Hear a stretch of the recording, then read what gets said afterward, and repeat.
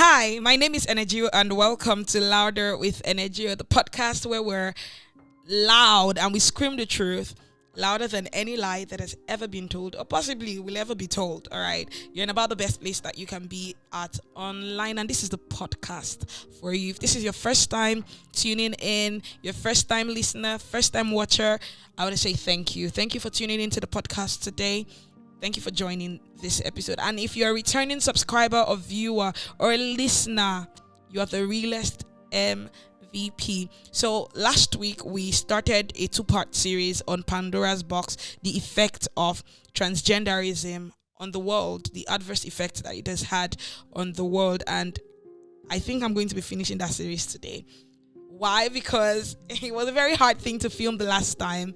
Not because of technical difficulties or anything, but because of the emotional effect that it had on me. And the truth of the matter is that's what makes it very important to talk about. It's a very hard hitting subject, but it's important that we have these conversations. It's important that we talk about them. It was shocking to me, even though I already knew. It still came as a huge shock to me that we had to talk about these things in the 21st century. That after we've come a long way in science, after we've done all of these good things, that we still have to have these discussions. It really drained me, and I know that this may be just another one. I'm going to try to keep this episode as short as possible. I'm going to get straight to the point, and we're going to be talking about the effect of transgenderism, opening Pandora'S box, and all of that good stuff. And we're going to be focusing on the effect on children, because guess what? Children are the weakest people in the society, and it is our responsibility to protect them, to protect their minds, to protect their spirit, and to protect their bodies. It is our responsibility to do so, and that's why we're going to be talking about this today. But before we get right into it, I want to encourage you to like, share, subscribe, whatever platform you're watching or listening to this on. Please, it does help the channel to push the good work that we're doing here. If I do say so myself, it's good work. All right, it's a lot of work, but it is good and necessary work. Let's get right into the topic today. So Pandora'S box, second half of this 2-part series, second part of it. So we're going to be talking about the effect of transgenderism on children. I'm going to start again the same way I started the last episode. I want to say that I know that there are people who are genuinely dealing with gender dysphoria. Not a lot of people who are trans are dealing with gender dysphoria. We're going to get into that towards the end. I'm going to restate some of the things that I said in the last episode just for emphasis. But I genuinely know that there are genuine people who are suffering from this mental situation. It's a mental health issue. And again, I do believe that mental health issues should be dealt with mental health solutions, or by mental health solutions. I genuinely believe it. I genuinely believe that we should treat mental health issues no matter what they are. If someone is acting out, or someone goes on the street and takes off their clothes, we'll take them to a psychiatric hospital. We would not say, oh, they feel sane. They identify as sane. So I don't know why, when it comes to the subject of transgenderism or gender dysphoria, why we're very quick to suggest the options that are being suggested, or to suggest that they're transgender. As we get right into the discussion, I want to say also that nothing beats woke ideologies like woke logic. Nothing beats woke ideologies like woke ideologies or woke logic, quite honestly. You know how when you see pink, you say, oh, it's girly. When you see blue, you say, oh, it's masculine, it's boyish. You know how there was a time where they said, and I do believe that this is true, by the way, so it's not totally woke, but this is where they started. Say, oh, pink is not for girls alone and blue is not for guys alone. Colors are colors, and I genuinely do believe that. Colors are colors. I don't think that any color has any specific gender attached to it. Of course, when we come to all of this, we'll come to discussion of, oh, what's feminine. We do think pink as a little more feminine, we do think blue as more boyish, or if you're doing a gender reveal party, you see pink or blue, right?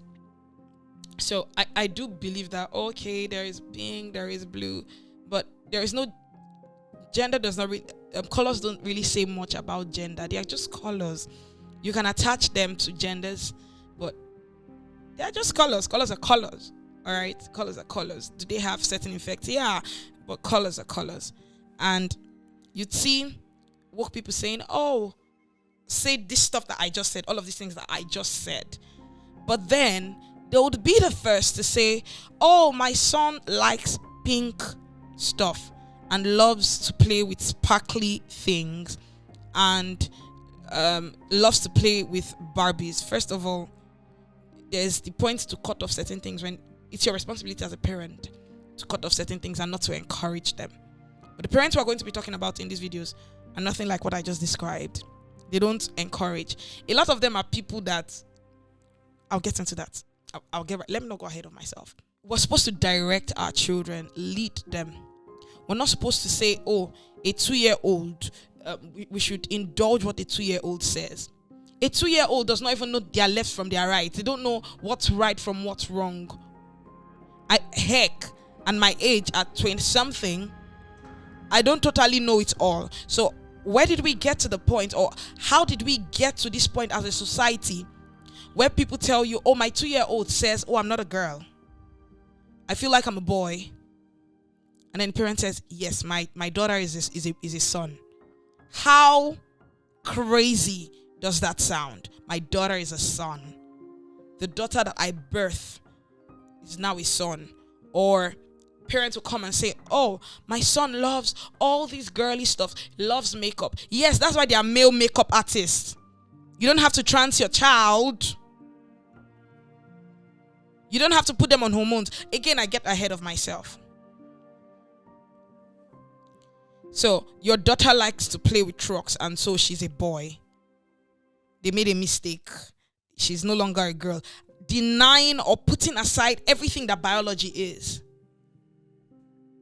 And even if you had a teenager that said that, oh, I don't feel right in my body. Most teenagers don't feel right in their bodies. Puberty is hard. You feel awkward. There is this awkward phase with teenagers. And I believe that if many children are allowed to just grow out, where we are right now, there are no tomboys anymore. There are no feminine boys. There are no tomboys anymore. Girls who are masculine. Heck, I was a tomboy growing up. Guess what? I only had guys to play with. There were only boys around me to play with when I was growing up. My neighbors were boys. So when I played football, or to my US audience, I played soccer as a child. I did all of these masculine things growing up. Imagine my mom said, oh, my daughter is a son. I wouldn't be here today. Or if my dad had said, oh, she's playing with boys. She plays football. So she has to be a boy. Just imagine, I walked like a boy. I behaved like a boy. I still have a lot of male friends. But that was just the effect of growing up with many boys. But in today's mentality, no, if you are playing with boys, if you behave like boys, pardon me, if you act like boys, if you play the sports that boys play, then you have to be a boy, even though you're actually a girl. And parents are transing their children as early as 2 years old, as early as 3 years old, as early as 10 years old. Honestly, I don't think there will ever be a right time to transition your child, especially if they are not full-grown adults. Guess what? There was this news. There's this news that happened a few weeks ago, maybe a few months ago, depending on when you're watching this. All right. Of this 10-year-old that got a tattoo, and then his parents were arrested in the US because he got a tattoo. So he's 10. He's not allowed to get tattoo. He's too young to get a tattoo. But at 10, a child can decide and say, oh, I'm not a boy, I am a girl. Or a girl can say, I am not a girl, I am a boy. I feel like a boy. And it is okay to put that child on hormone replacement therapy. It is okay to cut off the child. Oh my God. What dystopian world are we living in today? What is this dystopia? A child cannot get a tattoo that is just on the skin. But children are allowed to make life-altering decisions. Parents say they are guided by what their children say. So, boys cannot like pink anymore, right? But then there are gay men. Woke ideologies. When a gay man comes and says, oh, I love pink, and he's dressed in all pink, they'll go, oh, go girl, or go you. Whatever that is. But when a child says, oh, a boy says I like pink, immediately that child is trans. And we see a lot of children's lives being destroyed today by this woke ideology. If pink does not belong to, if they agree, or if the woke mob agree, which is true, but if they agree that pink is not only for girls and blue is not only for guys, and that girls can play with any toy that they want to play with, can be anything that they want to be, and boys can play with any toy that they want to play with. They can play with their sisters' toys. Guess what? There are boys that grow up in the midst of sisters, and so all that they see are feminine things. So of course, they are very likely to grow up thinking feminine, to have feminine personalities. It doesn't even make them gay in the first place. Talk more of making them actual girls or making them girls. So if guys can like pink, or boys can like pink, and girls can like blue, why is it that when children, or a boy starts to play with female toys or play with glitter or likes makeup, again, that's why they are male makeup artists, or likes makeup, he's suddenly trans? Why?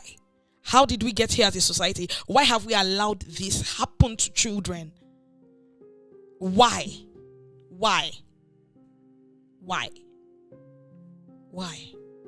This is so crazy. And I say crazy because I don't even know the words to use. I don't know what words will fully explain the gravity of what we're doing. It's crazy. We're living in a crazy world, guys. We're living in a crazy world. Another thing is, they put children, prepubescent children that have not even hit puberty, they put them on HRT being hormone replacement therapy. They put them on HRT. They start taking them to gender affirming therapists whose job is only to say yes, everything that you said. They are paying big money for someone to tell them yes. That's all. Go ahead, do you, be you. Run free. Be everything that you want to be. I really don't understand it. They'll put children, prepubescent children, like I said before, on HRT. And many of them are hoping to get surgery very early for their children. Some children as early as 16 years of age, they are not even... How did we get here? They are not old enough to vote. They are not 18 yet. But they are old enough to be mutilated, for their body parts to be cut off. So children's breasts and private organs are being mutilated. They are being cut. They are cutting them off. Healthy organs, might I add, are being cut off just to feed into a particular narrative. And then they say, oh, it's to avoid harm so that their children can live the best lives. Why not allow those children grow up? Many of these children grow up and then they don't feel the way that they felt. And that's why there's a huge number of detransitioners. Even amongst adults, people who transitioned later on in life, in their late 20s. there's a lot of regret with those people. There's a story of a man who had children, not even a man, a woman, a biological woman, who had gone on this journey and then transitioned. He already had children, had lived his life. I think he transitioned at 30 something, and then he's regretting it. He had gone through surgery, cut off his body parts. Many of these children will never experience a good sexual life because their organs have been cut off. They will never really know what it is.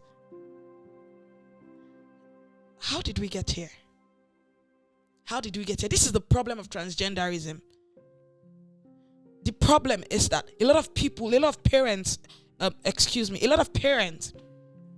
just to sound woke or to identify with the woke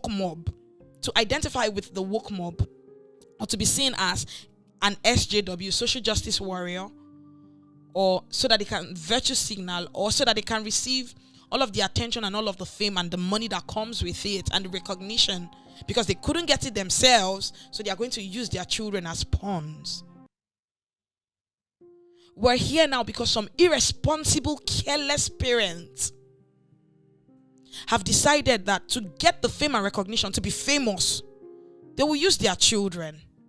So if their child even bats an eyelid at a pink thing, or at glitter, or at a Barbie, and he's a boy, then he's a girl.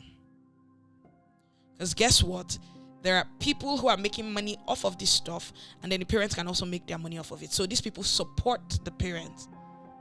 We're living in a dystopia. Children are being mutilated. Again, children are the weakest people in society, and we ought to protect them. And we are failing woefully at doing that. We're failing woefully. This is the problem that transgenderism brings about. I did mention in the previous episode one of the problems, or some of the problems, and I'm just going to mention them while I round off, and I'll touch back on this transing of children thingy. Women's rights are being taken away. That's a big problem. Women are losing their spaces to biological men. That's a very big problem. We've opened up a door where parents can, you know how child actors, when they are growing up, their parents spend their money. This is a bigger issue because that's money. Money can be made again. When these children's lives are destroyed, quote and unquote, when their lives are destroyed, when their body parts are being mutilated, and many years into the future, there's a popular trans kid in the US, Jazz Jennings, was trans at an early age. In short, got a reality TV show from TLC. It's still running till now. She's in college now. She's in the university now. So probably 18 already. And on a very recent episode, she was saying she never feels like herself. I say he. Because this person is a boy. The mom fed into the woke ideology, traveled around, of course, was on camera, was being filmed, was getting money out of it, made money off of the life of her child. Now this child is here saying, I never feel like myself. Of course, this child will never feel like his real self because he's a boy. But everything that makes him a boy, apart from, of course, biology, his chromosomes, his insides, have been destroyed. He doesn't look like a boy. He's been on hormone replacement therapy, and as a result has put on a lot of weight. Did I also mention that there are cancers that come as a result of this stuff? Of course, we'll get cancers when we put in our bodies what are not supposed to be there. When a man is taking female hormones, when a woman is taking male hormones, most of them don't get to live long lives. Many of them don't get to live until 30 if they started that early. So the lives of children are being literally destroyed. And people will tell you, oh, if you don't support them, you're bringing harm. That's not harm. Supporting a mental illness, instead of taking the child to a grounded therapist to help the child through what they're struggling with, but instead affirming it, is causing problem. It's causing problem. It's causing serious problems. We're living in a dystopia. Children are not safe anymore. Parents are trying to make money. Of course, going back to Jazz Jennings, doesn't feel like his real self. Penis has been mutilated, destroyed. We'll never really know. We'll never fully enjoy sex. We'll never. Mutilated for the mother's sake. And parents who do this are honestly simply evil. And of course, children would say they identify as if they see that you encourage them. Children want what's the word? Children want praises. If you praise a child, the child is more likely to do what you have praised the child for. If the child realizes, oh, this person is receiving a lot more attention because they are being like this, of course they'll claim that as well, so that they can get their own share of accolades or attention. Children want attention.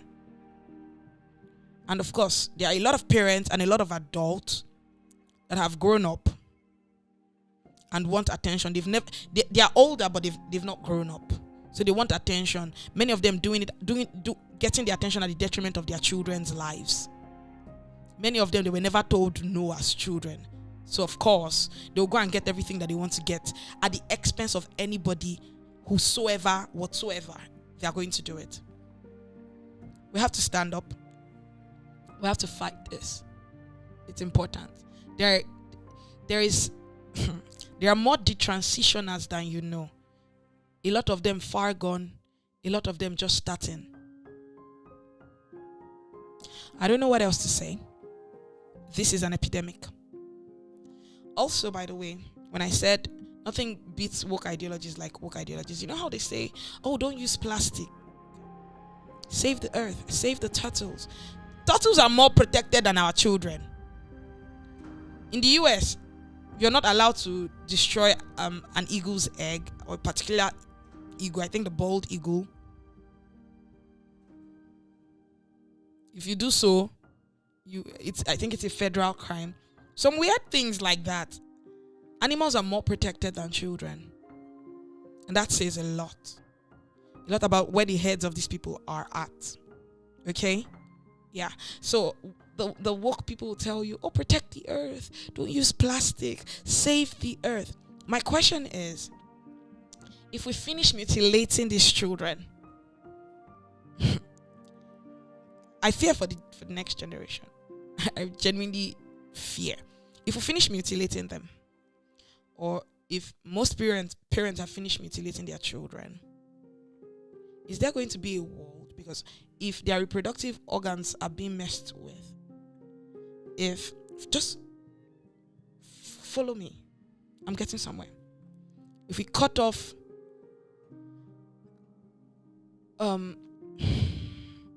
healthy body parts that should aid reproduction, and then we've killed all their sperm cells, by the way, with hormone replacement therapy. Follow me, I'm getting somewhere. Who is going to repopulate the earth? And who are we saving the earth for? You want to save the earth for whom? For whom? For whom are we saving the earth? Will the earth even survive when our population is very low? If there are no people living on the earth to save it? That's something to ponder on. That's something to ponder on. I'm ending this series, Pandora'S box, here. We have to stand up and be very loud. We have to stand up and be very, very, very loud. Do not sit in your corner and think, oh, this crazy is not going to come to me, because it will. I can assure you that it will. It will reach you. And this is something to get your blood boiling. This is something to be conscious of. This is something to fight for. The children are the weakest in society, and it is your responsibility and my responsibility to see to it that they're protected and protected from careless parents and protected from the crazy people in the world. All right. Until the next episode, this is Louder with Energy.